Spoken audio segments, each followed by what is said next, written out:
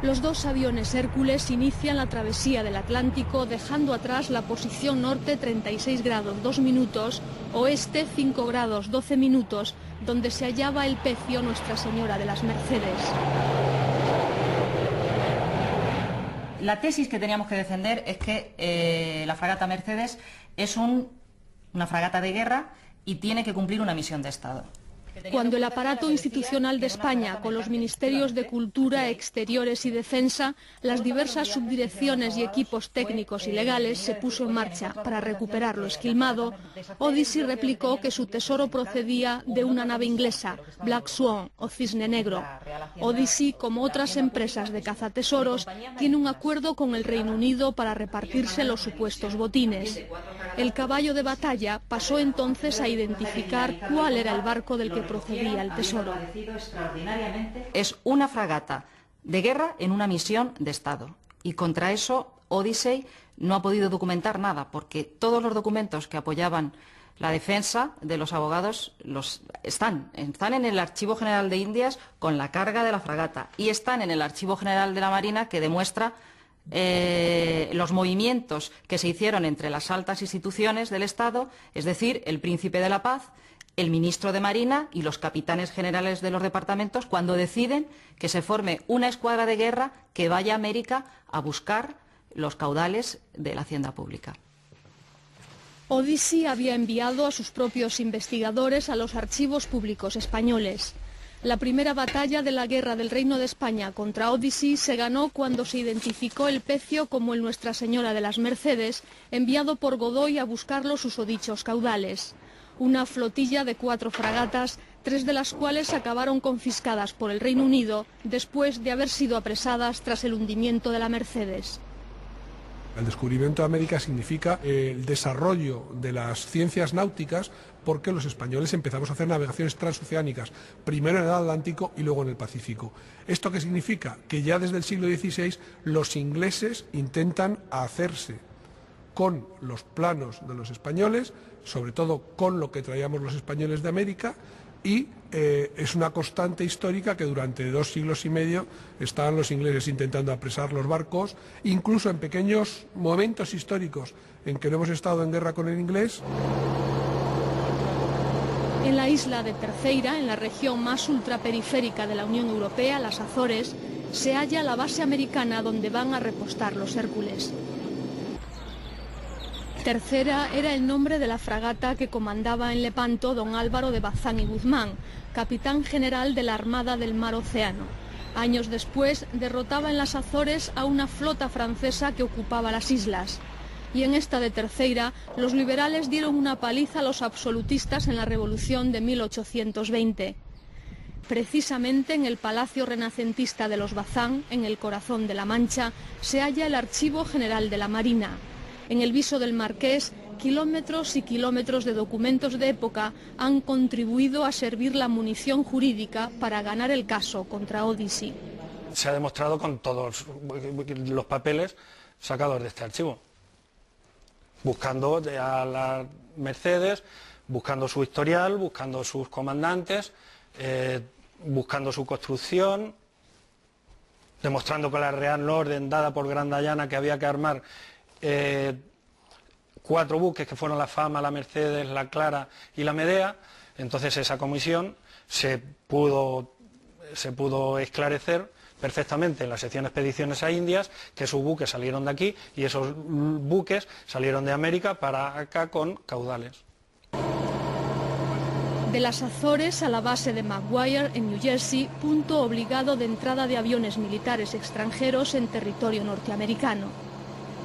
Odyssey había perdido en todas las instancias y ya había consignado la carga de metales preciosos extraída del fondo del mar. La compañía había intentado hasta el final convencer a descendientes de los que perecieron en el Nuestra Señora de las Mercedes para que se constituyeran en parte legal y arrebataran la titularidad exclusiva al Estado español. A José María Moncasi de Alvear y sus parientes les ofrecieron el 10%, lo rechazaron. Diego de Alvear era el número 2 de aquella expedición y se salvó por hallarse en la Medea. En Nuestra Señora de las Mercedes viajaban su mujer y 7 hijos con toda su fortuna. Había vivido 18 años en Sudamérica, fijando los límites de las colonias españolas y portuguesas establecidos en el Tratado de San Ildefonso. Personaje de novela, Diego de Alvear se volvió a casar en Inglaterra y tuvo otros 11 hijos. De vuelta a España, fue héroe de los sitios de San Fernando y gobernador político-militar con los liberales. Diego de Alvear era un marino que amaba profundamente a su familia, era un hombre de mucha fe y era un hombre que se sentía una persona de Estado, ¿no? Una persona que valoraba mucho y que quería mucho y que de hecho cumplió perfectamente con todos sus cometidos y las responsabilidades que le fueron dando a través de toda su historia, ¿no? Tanto por parte de Carlos III como Carlos IV e incluso después ya cuando se le instituye, ¿no? Fue un hombre de Estado y un hombre que amaba profundamente la historia de España. Historia de España como se estudia en los museos. Un año después del hundimiento de Nuestra Señora de las Mercedes en 1805 en la batalla de Trafalgar, España pierde la hegemonía de su imperio marítimo y cede el puesto al Reino Unido. Pero en 1804 los dos países todavía no se habían declarado la guerra.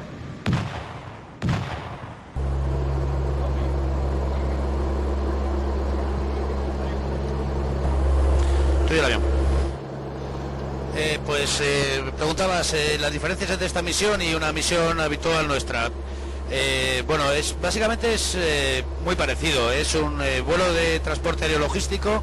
Las particularidades que tiene esta misión con respecto a otras muchas de las que realizamos vienen más dadas por la premura de hacerla, por los plazos que tenemos que cumplir, las horas a las que hay que llegar a los distintos sitios, que son quizás un poquito más rígidos y exigentes que en una misión habitual.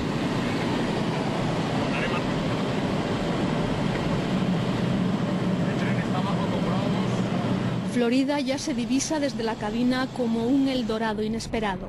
Se aterriza en la base norteamericana de MacDill.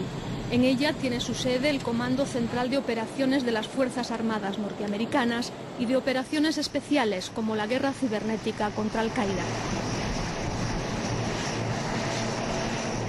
En 1513 el explorador Juan Ponce de León bautizaba estas tierras como Florida porque había llegado aquí el día de Pascua.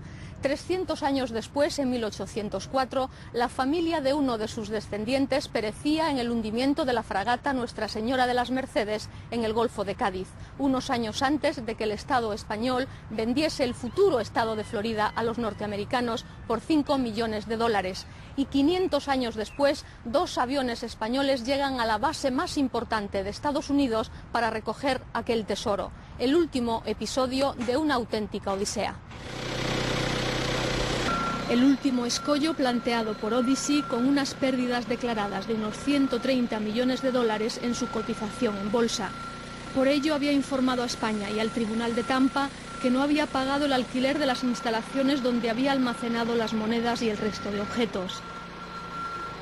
La Policía Judicial de Estados Unidos, equivalente a la Guardia Civil, se aseguró de que todo estuviera a salvo para ser recuperado, como así sería por orden del juez.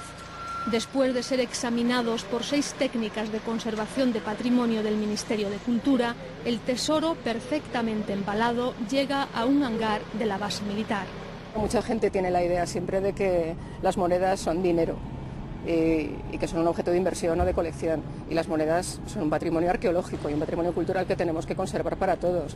Entonces esto es una oportunidad única también de concienciar a todos los ciudadanos de que lo que estamos haciendo es algo importante para todos y no solamente una victoria legal o algo que vaya a repercutir en la economía nacional, porque tampoco es así. Habíamos trabajado sobre varias circunstancias, digamos, teníamos varios planes en función de lo que nos encontráramos aquí, y yo creo que de lo que nos hemos encontrado quizás ha sido lo más fácil, ¿sabes? Ha ido la cosa como muy rodada y yo creo que nos ha ido, y era, vamos, ha entrado dentro de lo que habíamos calculado nosotros. Nos llevamos algo que pertenecía a unos españoles que iban a España, que no han podido llegar, y tengo la sensación de que nosotros vamos a devolver esas cosas que ellos llevaron. No pudieron llegar muchos con vida, pero bueno, en parte llevamos parte de su recuerdo, o sea, ese aspecto humano de todos los objetos.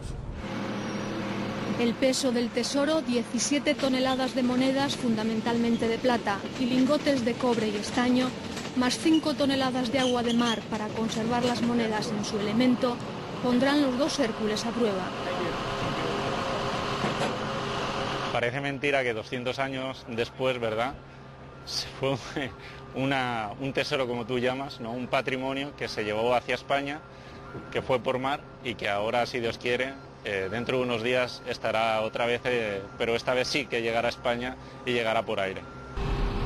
Antes de emprender el regreso a España, rueda de prensa en la base norteamericana, ocupada por unas horas en la carga de un tesoro español. Este es ciertamente un momento emotivo para mí y para todas las personas que hemos estado trabajando para este resultado. Es un momento emotivo también porque hoy finaliza un largo viaje que empezó hace 200 años y que terminó, como ustedes saben, en tragedia. Yo creo que es nuestro deber hoy recordar las vidas de aquellos 200 marinos españoles que murieron hace 200 años a la vista ya de las costas de España. Creo que con hoy se completa la misión que entonces se asignó a la Armada con la llegada de estos objetos a España y que podemos decir con ellos que si ellos no pudieron volver, al menos parte de su trabajo va a regresar hoy allí.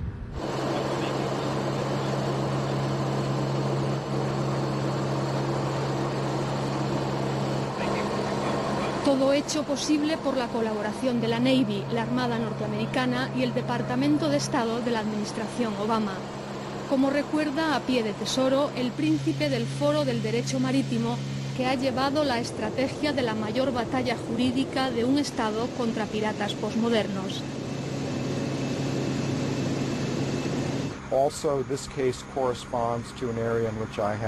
Es un caso relacionado con un área que me interesa profundamente y con la que tengo cierta experiencia, la tasación de tesoros e información hallados bajo el agua.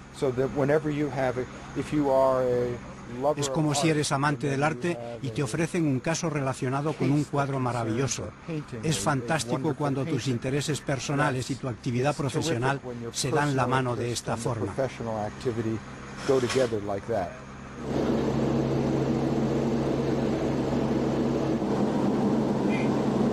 Amanece sobre la península con una victoria del derecho del mar para dos de los países con más cementerios marinos del mundo.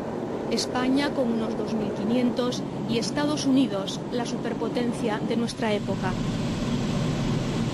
Un precedente para ahuyentar el expolio del patrimonio subacuático, según establece la UNESCO desde 2009.